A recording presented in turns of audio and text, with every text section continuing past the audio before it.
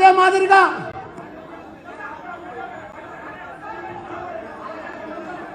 బాబు ప్రెస్లో జర మధ్యలో నిలబడు నాయన ఏం కాదు. బాబు ప్రెస్లో జర మధ్యలో నిలబడు నాయన ఏం కాదు.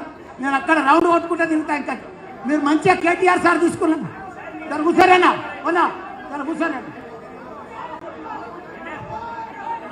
అదే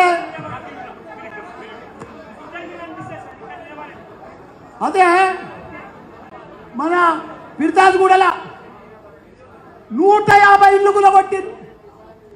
పిర్దాజ్గూడలో సాయిప్రియ కాలనీ మేమందరం కూడా 30 ఏళ్ల సంది వాళ్ళు బాధపడుతున్నారు. పేదోళ్ళు గవర్నమెంట్ ల్యాండ్ కొని పట్టా నంబర్ వేసి రిజిస్టర్ చేసుకుంటే మా కేటీఆర్ సార్ వాళ్ళ మీద దయదలిచి 118 జీవో తెస్తే వాళ్ళని మొన్న వీళ్ళు ఒకళ్ళు కంప్లైంట్ ఇస్తారు, వాళ్ళు పైసలు వసూలు చేస్తారు, వాళ్ళు కూలగొడుతున్నారు, వాళ్ళు పైసలు వసూలు చేస్తారు.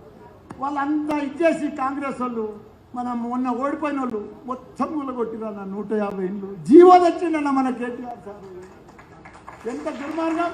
ఇదే చర్యాలలో 60 ఇళ్ళు కూలగొట్టిరన్న. 60 ఇళ్ళు పేదలయ్యి అన్న, పేదలయ్యి 40 రోజులలో 4 నెలల్లో కల్వలం చేస్తున్నారన్న. వాళ్ళకు ఒక లీడర్ దొరకలేడు, ఒక ఓటర్ దొరకలేడు.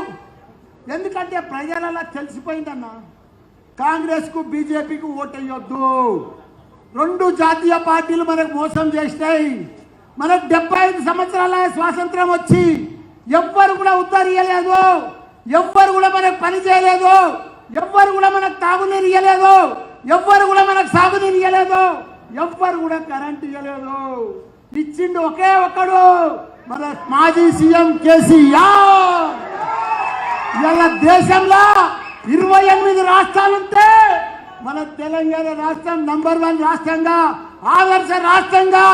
ఎటు చూసినా తాగునీరు కానీ, సాగునీరు కానీ, కళ్యాణ లక్ష్మి కానీ, దివ్యాంగుల పింఛన్ కానీ, కరెంటు కానీ, రైతు బంధు కానీ, రైతు బీమా కానీ, కేసీఆర్ కిట్ కానీ, కేసీఆర్ బంధు కానీ, ఇవన్నీ కూడా ఇచ్చిన, దళిత బంధు కానీ ఇచ్చిన ఘనత మన కేసీఆర్ గారు.